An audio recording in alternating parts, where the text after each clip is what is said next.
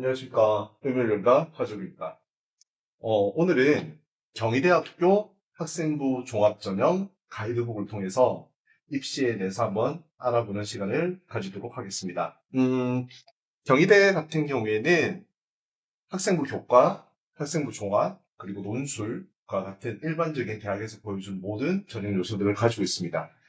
먼저 경희대학교에서 제일 처음에 알아볼 전형 같은 경우에는 지역 균형 인재 전형이라고 하는 학생부 교과 전형을 이야기해 보도록 하겠습니다. 학생부 교과 전형은 우리가 어머님들이나 우리 학생들이 쉽게 알고 있다시피 성적이 우수한 교과 성적을 바탕으로 얼마만큼 교과 이수다리를 충실하게 사용하였는지, 그리고 학업 수행의 충실도라고 하면 성적이 되겠죠. 그리고 학교장의 추천 정도, 그리고 수능 최저 학력 기준을 얼마나 충족하였는지의 여부에 따라서 입학이 결정이 되는데, 경희대학교 같은 경우에는 교과 성적 평균이 1.67등급 내외라고 합니다. 그리고 올해 경희대학교에서 말하는 특징적인 내용이 있는데, 원래 경희대학교 같은 경우에는 고교별 추천 인원에 제한이 있었던 학교입니다. 하지만 올해부터는 고교별 추천 인원의 제한이 폐지되었다는 사실을 반드시 기억해 주시기 바랍니다. 이게 무슨 말이냐면 경희대학교는 한 학교에서 몇 명까지만 추천을 해서 지역균형 인재 전형에 응시할 수 있었습니다라고 기준을 주었지만 올해부터는 그 기준이 폐지가 되어 경희대학교 지역균형 인재 전형을 도전해보고 싶은 학생들은 누구나 다 도전할 수 있게 된 것입니다. 그리고 두 번째는 우리 종합역량을 평가하는 네오르네상스 전형이라는 전형에 대해서 한번 이야기해 보도록 하겠습니다. 우리가 속칭으로 말하는 학생부 종합 전형이죠. 그리고 경희대학교에서 입시에 있어서 아이들을 뽑는 가장 대표적인 전형 요소라고 할 수 있습니다. 먼저 교과 성적을 당연히 어느 정도 평가하겠죠. 자, 지금부터 잘 보셔야 됩니다. 자기 주도적인 활동과 경험, 학습 태도와 의지, 진로에 대한 관심과 노력, 마지막으로는 우리가 반드시 알아야 돼. 경희대 네오르네상스 전형에는 면접이 있습니다.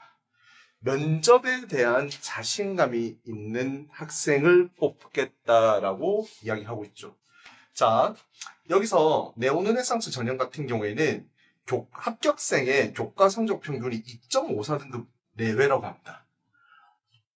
앞에서 우리가 알아봤던 학생부 교과 지역균형 인재 전형과 내신 성적이 약 1등급 정도 차이가 나는데, 단편적인 숫자를 가지고만 말을 하더라도 내신 성적 1등급 정도의 간극을 좁힐 수 있고 대학에 갈 수 있는 유일한 전형이 학생부 종합전형이라고 말씀드릴 수 있겠습니다. 자, 그 다음에 보시면 서류평가 요소의 점검이라고 되어 있는데, 여기서 말하는 서류평가는 당연히 학교생활기록부, 학생부를 얘기하는 것이겠죠. 그 다음에 아까 특징적으로 말씀드린 게 네오르네상스 전형에는 대표적으로 면접 준비가 잘 되어 있어야 된다는 것을 말씀드릴 수 있습니다. 자, 그 다음에 보시면 네오르네상스 전형은 의학학 계열을 제외하고는 수능 최저 기준이 없어요. 그러니까 의학학 계열의 네오르네상스 전형을 지원하고자 하는 친구들은 반드시 수능 최저 학력 기준을 충족할 수 있어야 되는 것입니다. 그 다음에 아래로 내려가서 보시면 기회균형 전형, 논술 전형, 실기 실적 전형까지도 선발하고 있다는 것을 볼 수가 있습니다. 그리고 수능, 우리가 속히 말하는 정시죠. 정시 전형에서도 1955명 정도의 학생들을 뽑고 있습니다. 그러면 학생부 종합 전형에 대해서, 그리고 우리가 수시에 대해서 조금 더 말씀을 드리면, 학생부 종합전형과 학생부 교과전형이 어떻게 다른지 이렇게 비교해놓은 표가 있습니다. 학생부 종합전형 같은 경우 1단계에서 서류 100%, 2단계에서는 1단계 성적 플러스 면접평가의 30%를 본다라고 하고 있습니다. 그리고 학생부 교과전형은 아까 교과전형 자체가 쉽게 얘기하면 성적, 우리 생기부에 있는 두 가지 요소 중에 숫자를 가지고 이야기하는 것이라고 일반적으로 생각하실 수 있으시나, 여기서 보셔야 되는 게 교과 종합평가가 30%나 반영이 된다라고 되어 있습니다. 그럼 교과 종합 전형은 무슨 말이냐? 학교생활 기록부 중에 교과 학습 발달 상황의 영역을 평가하겠다. 그러면 생기부에 나와 있는 학생부에 나와 있는 글자에 대한 내용도 평가를 하겠다라고 얘기를 할 수 있는 거거든요. 결론적으로 말씀을 드리면 학생부 교과 전형인데 학생부 종합 전형을 가장한 학생부 교과 전형이라고 말씀드릴 수가 있겠습니다.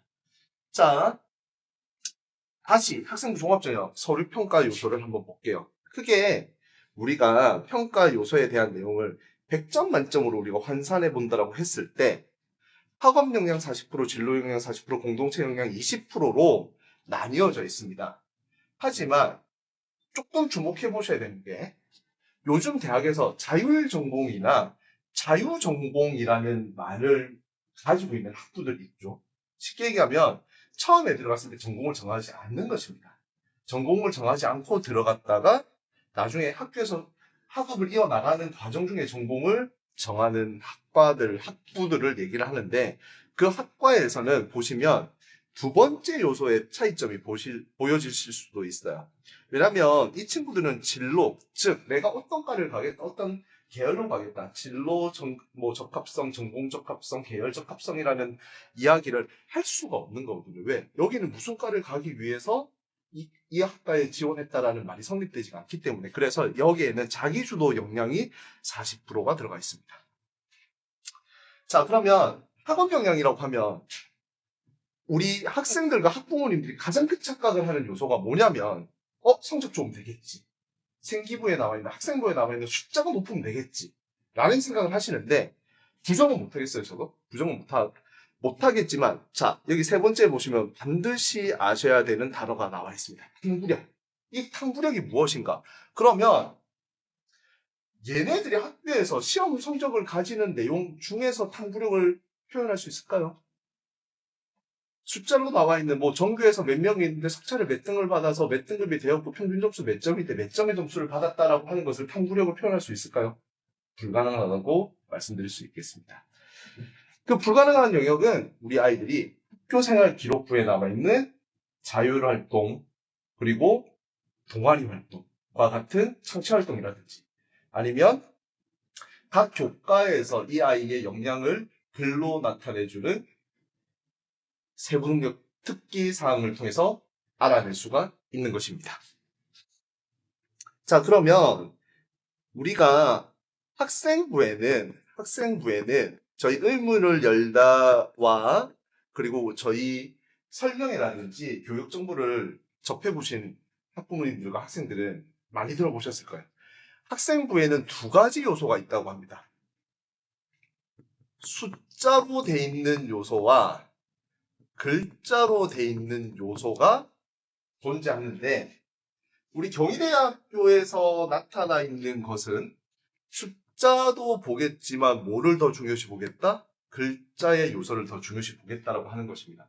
경희대뿐만 아닙니다. 거의 모든 대학교의 평가가 이렇게 진행되고 있습니다. 그리고 올해 고1부터 시행되는 고교학점제의 원래 의미 자체가 숫자의 평가도 중요하지만 글자의 평가를 더 강화시키겠다는 의도가 들어있는 것이겠죠. 그 의도가 들어있는 단어가 바로 탐구력입니다. 자, 그 다음에 밑에 아래 보시면 두 번째 요소로 저희가 알아볼 수 있는 게 진로 역량과 자기주도 역량인데 우리 학부모님들은 우리 학생들 자기주도 학습이란 말을 정말 좋아합니다. 그러면 자기가 학교에서 자기주도 역량을 보여주는 게 자, 여기 보시면 교과 이수 노력이라는 얘기가 있죠. 교과 이수 능력. 그럼 교과 이수 능력은 이 학생이 여기에 들어가기 위해서 아니면 이 학교에 오기 위해서 어떤 것을 학습하였는지 수학을 하였는지 학교에서 이 과목을 들었는지 안 들었는지 여부를 가지고 얘기를 할 수 있고요. 두 번째 보시면 자기주도 관련 교과의 성취도 이것도 숫자겠죠. 그런데 자 밑에 보겠습니다. 자기주도 진로 탐색 활동과 경험이거든요. 이거는 숫자로 표현될 수가 없는 부분이죠. 자, 그 다음에 공동체 역량 같은 경우에는 협업과 소통 능력, 나눔과 배려, 성실성과 규칙 준수와 리더십과 같은 요소들을 본다라고 이렇게 돼 있습니다. 그러면 이 내용은 우리 아이들이 학생부에서 맨 마지막에 행동발달상, 행발이라고 하는 행동발달상, 우리 담임 선생님이 우리 아이 성격이 어떻고 반에서 그분들과 관계는 어떻고 어떤 리더십을 보여준다든지 그런 것들을 얘기하는 요소들이 가장 중요하게 역할을 할 것이고, 나머지 기타 창체 활동이라든지 교과sektor 활동에 내에서도 이러한 요소들은 충분히 드러날 수가 있습니다. 자, 교과종합평가를 볼게요. 교과종합평가도 앞에서 제가 서류평가에 대해서 열심히 브리핑을 해드렸던 이유가 여기에서도 등장을 하는데, 일반학부 보십시오. 학업능력. 똑같이 탐구력을 보겠대요. 교과 성적이 좋은 학생들과 그리고 이 교과 성적이 좋은 학생들 안에서의 탐구력을 바탕으로 평가를 하겠다라는 요소들입니다. 자, 그 다음에 진로 영역도 마찬가지고 학업 역량도 마찬가지인데, 자율전공학부 같은 경우에는 진로 영역과 관련 없는 학과 학부라고 말씀드렸죠. 그렇기 때문에 학업 역량 100%고 학업 성취도, 학업 태도 여기서 보십시오. 또 중요하게 탐구력이 나와 있습니다. 그러면 우리 아이들이 단순하게 성적만 잘 받아서 내가 성적이 높으니까 교과 전형에 지원을 하고 수능시험을 맞추면 합격하겠지라는 말이 성립되지 않는다라고 말씀드릴 수 있는 거죠. 자, 그 다음에 어떻게 평가를 하는가라고 하면, 보시면 우리 앞에서 숫자로 나타나 있는 것은 숫자로 평가를 하면 되겠죠. 그런데 글자로 나타나 있는 것을 이렇게 평가 척도에 따라서 5단계로 평가를 하고 여기서도 3단계로 평가를 합니다. 즉, 정량적인 것을, 대학에서는 정량적인 것도, 제가 말씀을 잘못 드렸네요. 정성적인 부분도 어떻게 정량적으로 평가를 하고 있다라고 말씀드릴 수가 있습니다.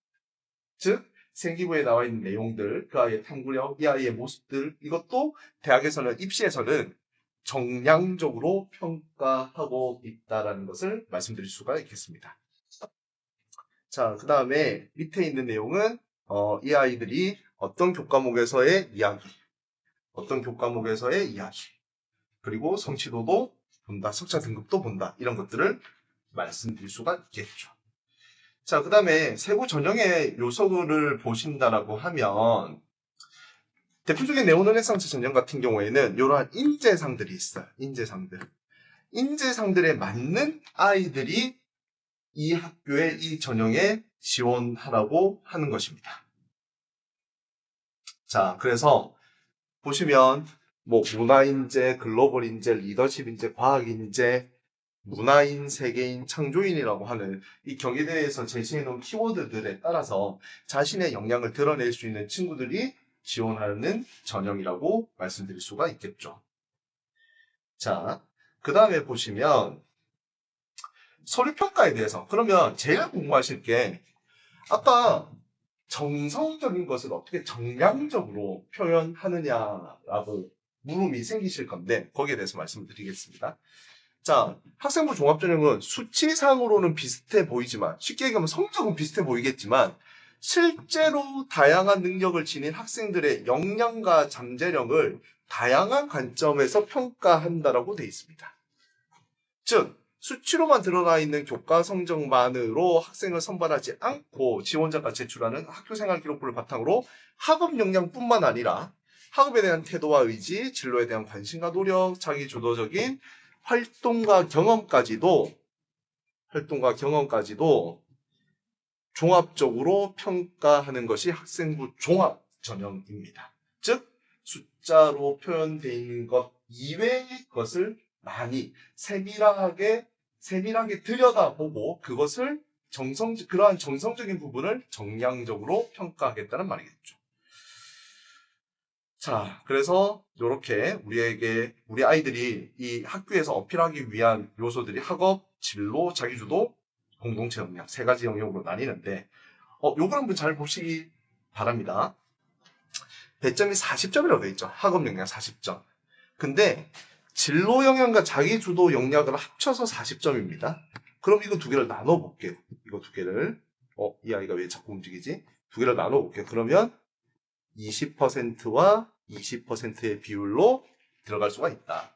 그리고 탁월하다, 우수하다, 양호하다라고 하는 등급 간의 급간이 4점 차이입니다. 4점 차이.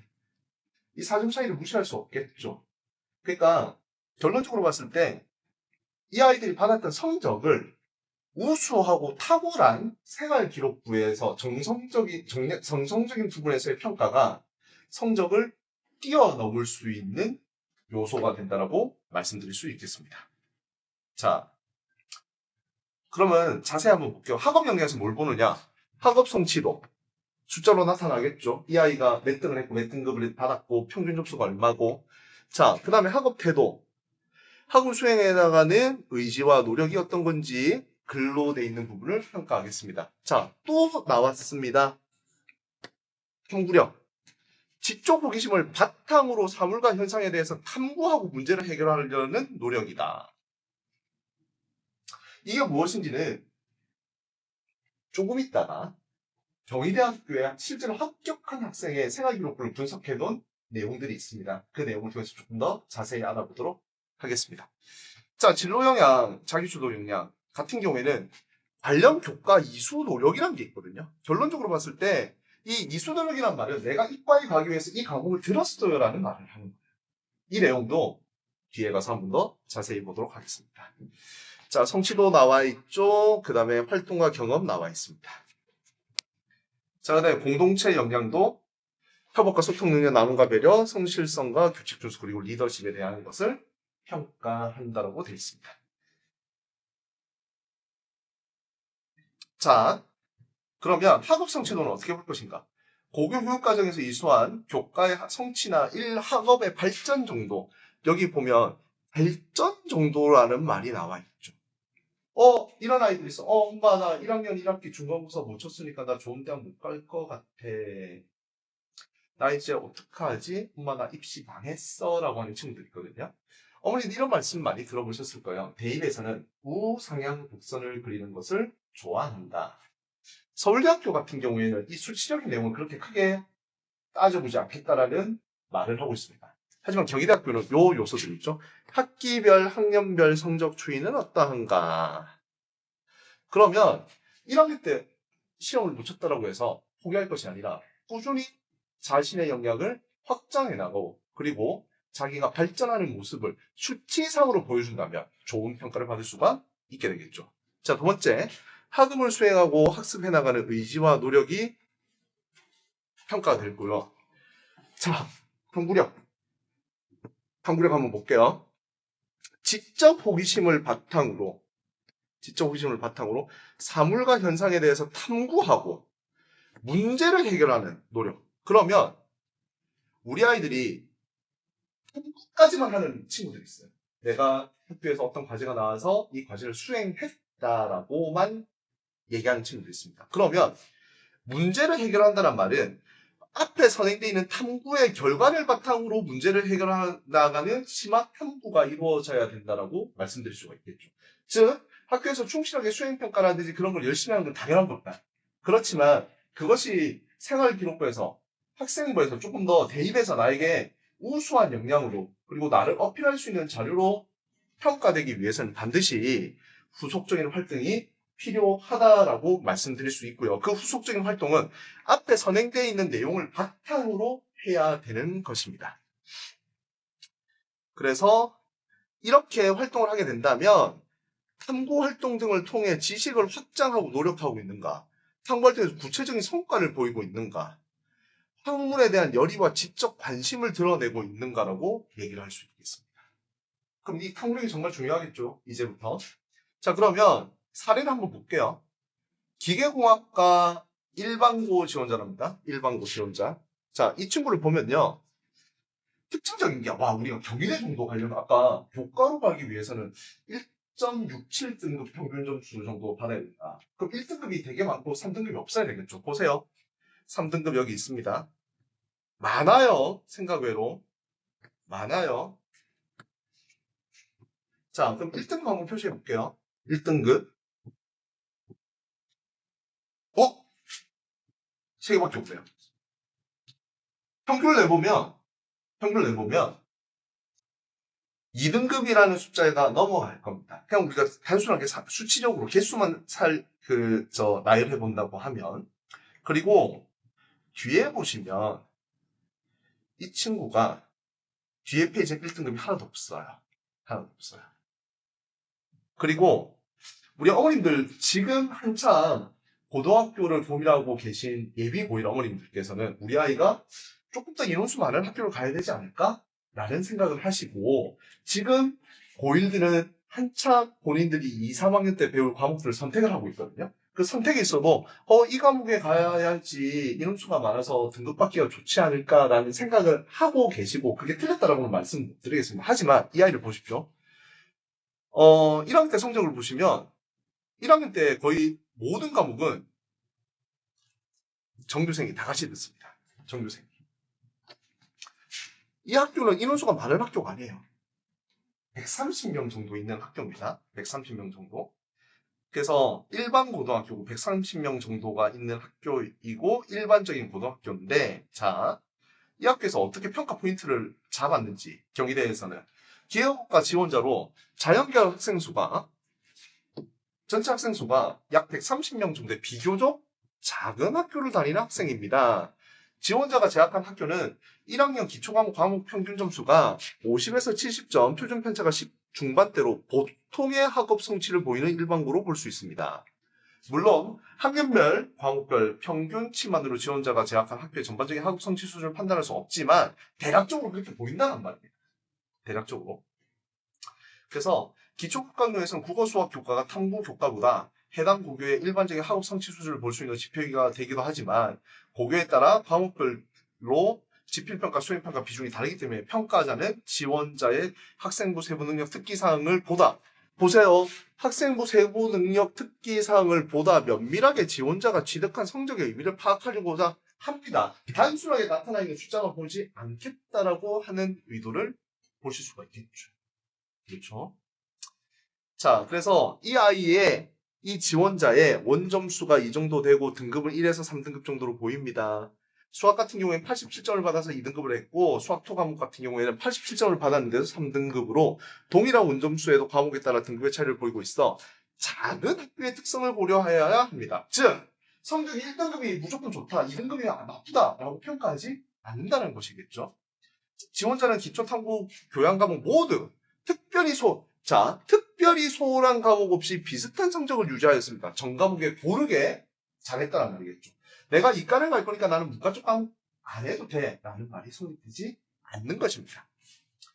2학년 일본어 원과목 4등급을 보이나 수강자 수가 90명 미만이고 과목 평균에 비해 비교적 높은 점을 받았다라고 한 것도 고려해준다고 합니다.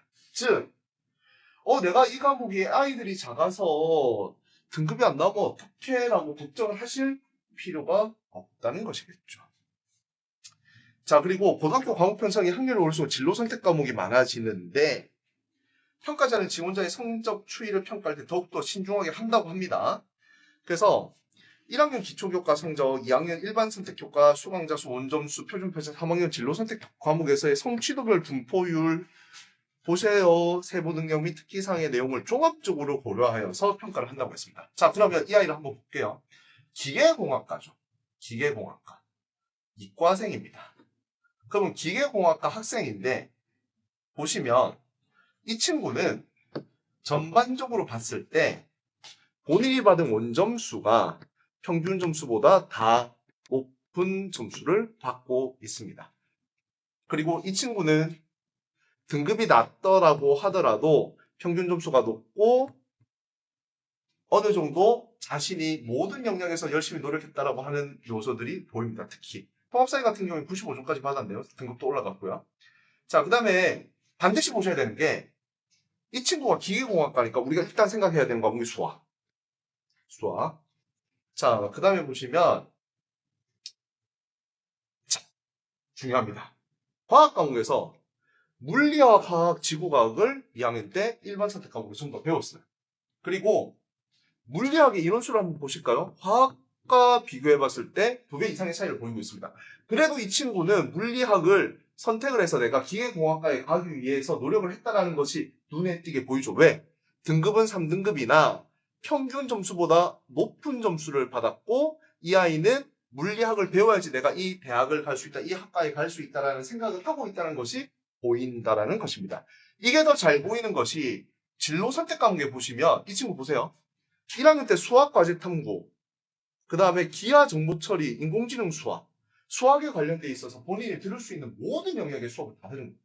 그 다음에 과학 같은 경우에도 물리학 투, 과학 투, 물리학 실험, 과학 실험, 과학에 특화되어 있는 아이인 것을 나타내고 있죠. 그리고 모든 진로 선택 과목의 성취도가 A이고 그 다음에 작은 인원수를 가지고 있다라고 포기하는 것이 아니라 내가 이 학과를 가기 위해서 노력했다라는 것을 이게 바로 교과 이수에 대한 노력의 포인트라고 할 수 있겠습니다.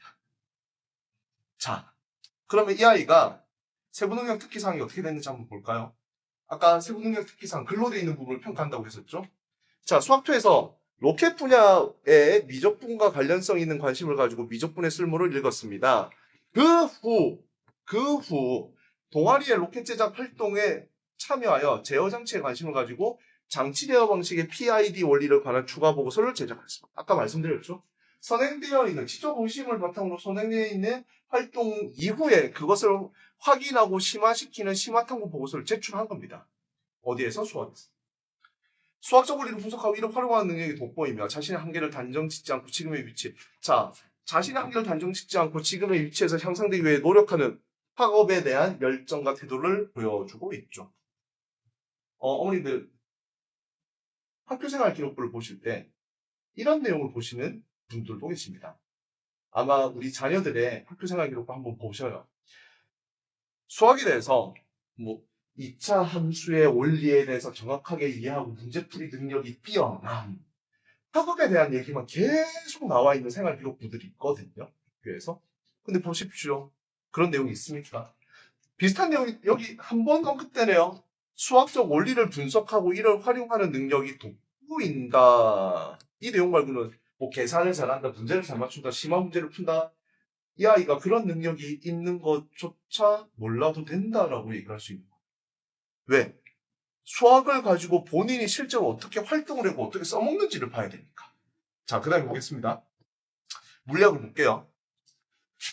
중요한 과목이죠. 수학, 미적분. 자, 물리학 보겠습니다. 벡터 부분을 배우면 포물선 운동과 로켓, 자, 앞에서 로켓 분야에 관심이 있었답니다. 또 로켓 이야기가 나와요. 각도에 따른 포물선 운동이라고 주제 탐구 활동을 진행했습니다. 물리학 이론의 수직, 수평, 구분하는 벡터가 맞는지를 확인하는 실험을 진행했습니다. 배운 내용을 추가적으로 확인을 했죠. 정확한 실험을 위해서 반복적인 실험을 하였고 끈기 있게 자신이 열심히 노력했다는 것을 보여줄 수가 있겠죠. 오차가 발생하자 그것까지 고려하여 실험을 실시하는 문제 해결 능력과 추론력이 뛰어난 학생입니다. 어려움을 겪었으나 앞에도 있었잖아요. 고난을 극복하고 열심히 한다. 응용하는 실험 해석 방법이 다양하다. 특히 복잡한 계산을 반복하며 물리학적 지식을 활용하는 능력을 보여주었다. 이후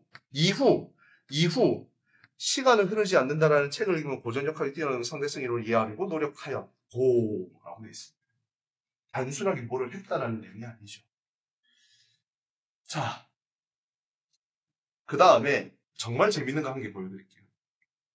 이 아이가 자율활동을 할 때 자율활동에서 무슨 얘기를 했냐면 보십시오. 실제로 자기가 배운 내용을 현실에서 어떻게 활용하는지에 대한 능력도 아주 중요하고 이러한 것을 볼 수 있는 좀 눈을 가져야 되거든요. 좋은 생기부, 타고난 생기부를 얻기 위해서는. 학교에서 화장실 공사를 했습니다. 소음 문제가 발생을 했어요. 고민을 한 겁니다. 수학일의 삼각함수와 관련된 주제, 노이즈 캔슬링 기술 탐구 활동을 생각해 연계하여 수학과 과학을 연계하여 노이즈 캔슬 원리의 파장과 상세 간섭이라는 주제로 후속 탐구 활동을 진행하였던 융합적 사고 능력을 보인다. 과학만 잘한다, 수학만 잘한다가 아니라 내가 배운 내용, 내가 고민하던 내용, 내가 실제로 내가 겪은 내용을 바탕으로 이것을 해결하기 위한 탐구력을 보여준 것입니다. 그래서 이 활동을 열심히 했고요. 물리원의 파형의 속도 공식을 이용해 실험실 내부의 파장의 길을 구하여서 파장대별 결과를 얻고자 실험실을 15차례 진행하며 실험에 대한 책임감을 드러내었다. 끈질기죠. 힘든 공부도 마다하지 않고 열심히 할 수 있는 역량을 보여준 것입니다. 이게 바로 글의 힘이죠. 저희 의문을 열다에서 강조하는 것 중에 글빨과 말빨이 강한 아이들이 입시에 탁월한 성적을 낸다라는 말씀을 드리고 있습니다.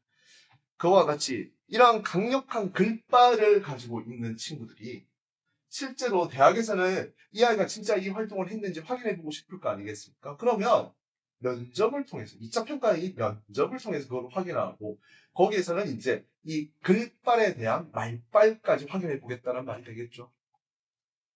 그래서 글이 중요하다. 탐구력을 드러내라 라고 저희 의문을 다해서 강조하고 있는 것입니다.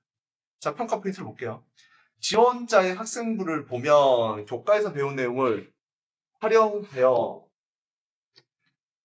더욱 깊이 있는 지식을 습득하기 위한 독서활동, 주제탐구 선정 및 실험 설계 및 이행, 시행착오로 과정을 보완하기 위한 학습 관점의 확장, 결과 도출, 새로운 후속 탐구 활동으로 이어지는 학습 경험이 곳곳에서 보인다. 곳곳에서 보인다.